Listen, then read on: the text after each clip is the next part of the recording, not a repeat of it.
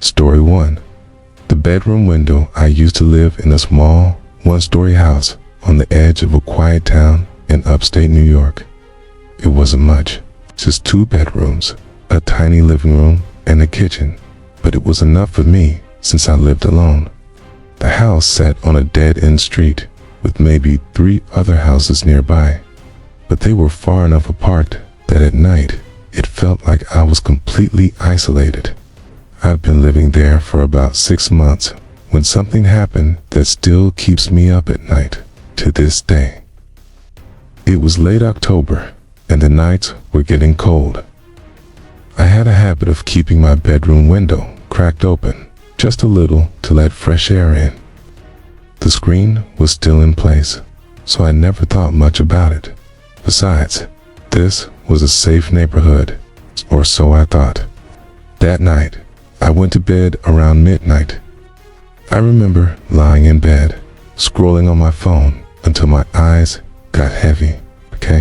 At some point, I must have dozed off because the next thing I remember was waking up to a noise. At first, I couldn't place it. It sounded faint, like a slow scraping.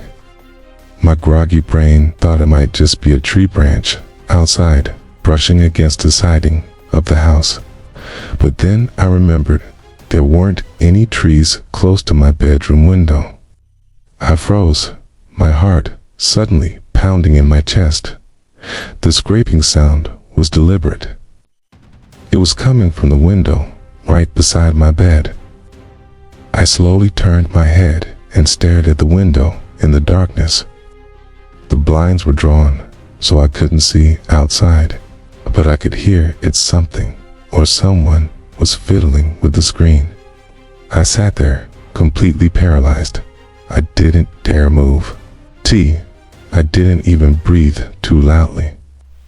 The sound stopped for a moment, and the silence was deafening. I prayed it was my imagination.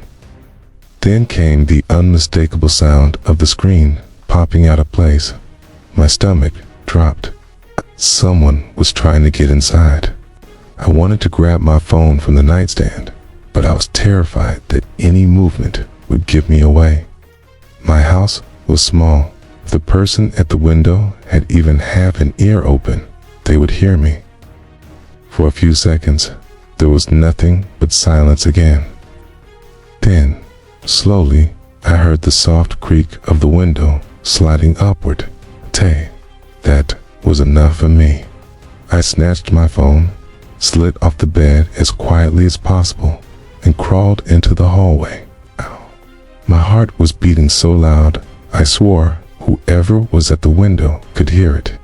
I dialed 911 with shaking hands and whispered into the phone. I told the operator that someone was breaking into my house through my bedroom window. She told me to stay quiet, stay hidden, and that officers were on their way. I crouched in the hallway, staring at the dark outline of my bedroom door. I could hear movement inside, slow footsteps, the kind you take when you don't want to be heard. He was inside. My blood ran cold. The operator kept asking me questions, but I could barely focus.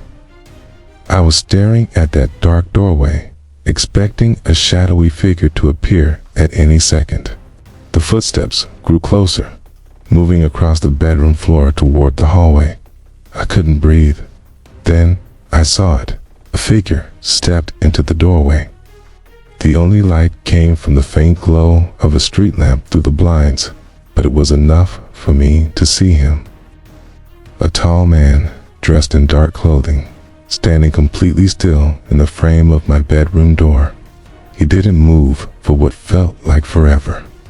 He just stood there, like he was listening, like he was trying to sense where I was. I pressed my hand over my mouth, trying to silence the sound of my panicked breathing. My whole body was trembling.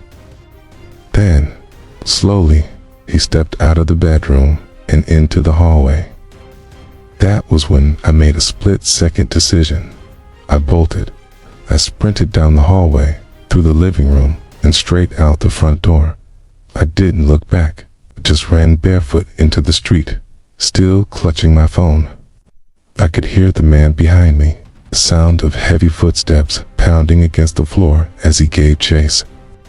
But just as I reached the end of my driveway, I saw headlights. A police car came screeching around the corner, lights flashing. The man froze on my front porch. For a split second, I saw his face illuminated by the red and blue lights. Pale skin, hollow eyes, and this twisted grin that I'll never forget. Then he turned and bolted into the woods beside my house. The officers chased after him, but he disappeared into the trees. They searched for hours, but they never found him. Inside my bedroom, they found a knife lying on the floor near the window. The screen had been slashed open.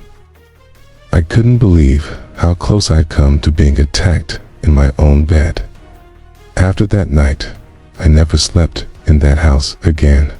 I packed up my things and stayed with a friend until I could find a new place. I couldn't shake the image of that man's face, the way he just stood there in the darkness, listening for me. And the worst part, the police told me, there had been a string of unsolved break-ins in the area over the past year. And most of them, nothing was stolen. Storms quietly entered in the middle of the night while people were sleeping. To this day, I don't know what his real intentions were, but I know one thing for sure: if I hadn't woken up when I did, I might not be here to tell this story.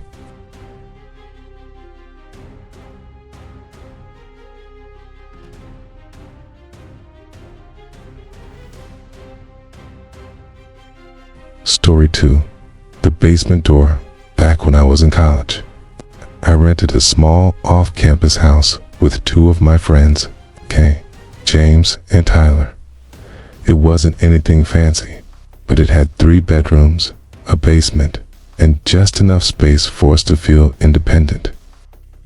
The house itself was old. You could tell by the way the wooden floors creaked with every step, and the draft that always seemed to find its way in, no matter how tightly you shut the windows. But the rent was cheap, and that was enough to convince us to move in.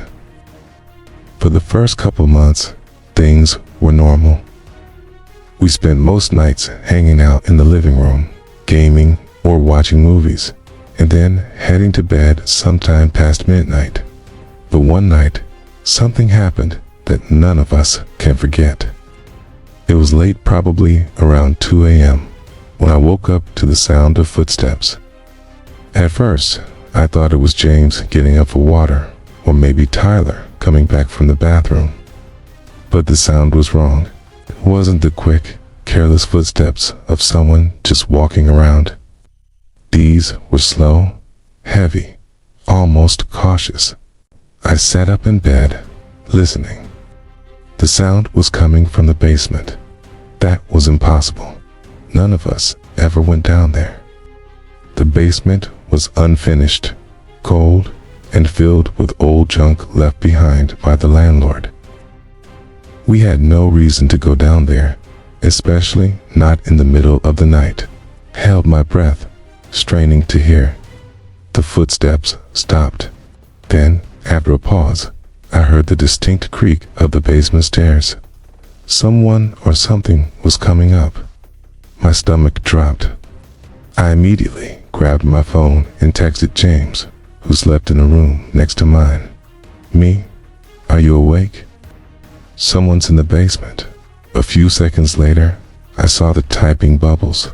James, I hear it too. Stay in your room." That's when Tyler messaged us both in the group chat. "Tyler, you guys hear that?" All 3 of us were wide awake now. None of us had been downstairs, but we all heard it. The footsteps continued, slow and deliberate, until they reached the basement door at the end of the hallway. That door had this old, rusty knob that squealed whenever you turned it. And sure enough, that's what we heard next. Long, drawn-out squeal as the doorknob started to turn. I sat frozen in my bed, phone clutched in my hand. None of us moved. None of us made a sound.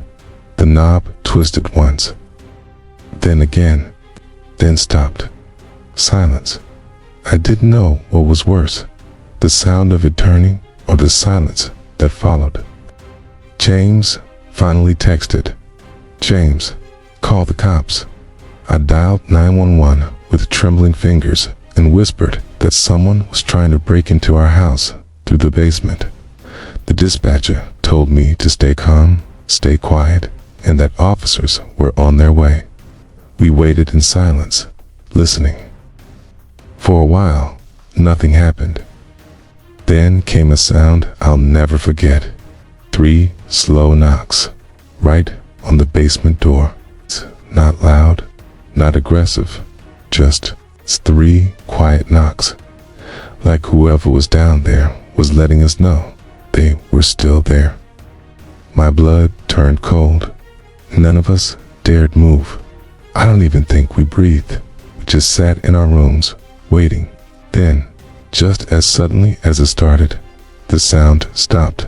No more footsteps, no more knocking, just silence.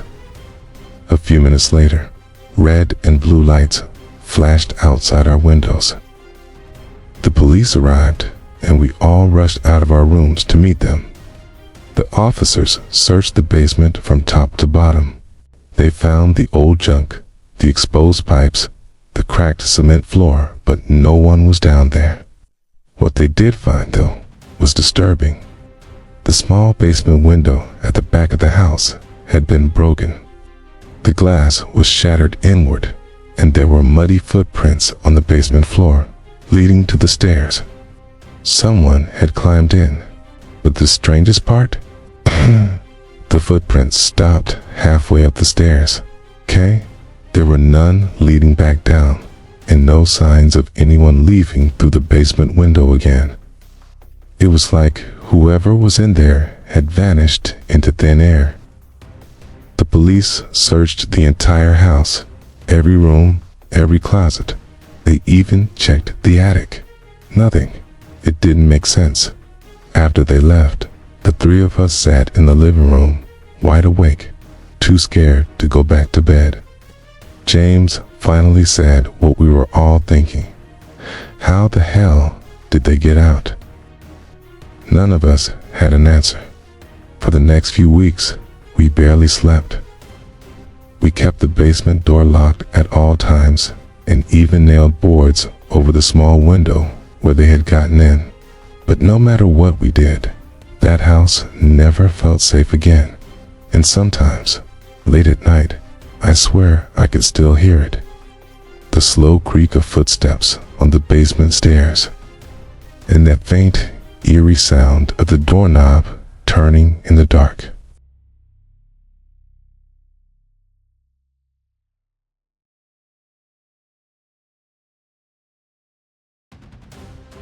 Story 3.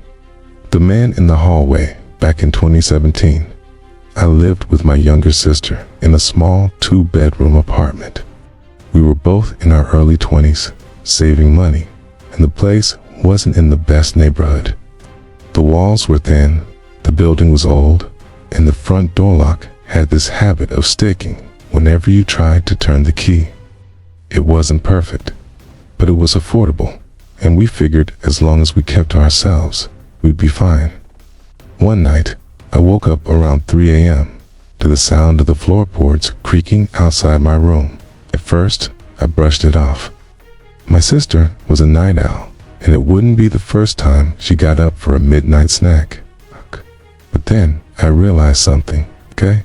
I could hear her snoring in the next room. The creaking continued, slow and uneven, as if someone was trying to tiptoe down the hallway without being noticed. My heart started pounding. I sat up in bed, straining to listen. Then, I heard the faint click of the bathroom door handle. That's when I knew something was wrong.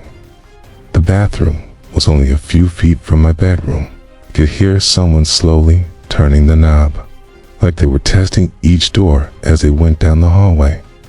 I quietly reached for my phone and texted my sister. "Okay, are you awake?" A few seconds later, her phone buzzed from the other room, followed by her sleepy response. "Sister, no." "Why?" I swallowed hard. Whoever was in the hallway, it wasn't her. I got out of bed as quietly as possible and crept toward my door. The creaking had stopped. The hallway was dead silent now. Slowly, I pressed my ear against the door. I couldn't hear anything, no footsteps, no movement, just silence. I debated calling the police right then, but fear had me frozen. Instead, I decided to wake my sister. I tiptoed into her room and gently shook her awake. Her groggy eyes widened when I told her someone was in the apartment. We both sat in her room, listening. For a few minutes, nothing happened. Then, without warning, there was a loud thud, like someone had dropped something heavy in the hallway. My sister clamped her hand over her mouth to keep from screaming. That was all the proof I needed. I dialed 911 and whispered into the phone, telling them someone had broken into our apartment. While I was on the call, I heard it again, the slow creak of footsteps in the hallway, moving closer to my sister's door. I was shaking so badly, I almost dropped the phone. Then, a shadow passed under the crack of her door. Someone was standing right outside. We sat there in complete silence, praying he wouldn't try to handle. For what felt like forever, the shadow didn't move. It just lingered there, listening. Finally, after what had to be 2 full minutes, the shadow shifted. The footsteps started again, heading back down the hallway toward the living room. I relayed everything to the dispatcher, who assured me officers were already on their way. A few minutes later, we heard pounding at the front door, followed by voices shouting, "Police." When the officers entered, we ran out of the bedroom and explained everything. They searched the apartment, but just like the last story I told you, they didn't find anyone. Here's the part that still chills me to this day. The front door was still locked. The chain was still in place, and all of the windows were locked from the inside. There was no sign of forced entry. But in the hallway, right outside my sister's door, the officers found something. A single, muddy footprint, barefoot, large, too large to belong to either me or my sister. To this day, I don't know how he got inside. I don't know how he got out. But I do know one thing. That night, while we were both sound asleep in our rooms, someone was standing in our hallway, silently trying our doors. And I yelled, never forget the feeling of knowing that shadow on the other side of the door was NT supposed to be there. Those were 3 creepy true stories of break-ins while people slept. Which story scared you the most? Comment below and subscribe for more true horror stories.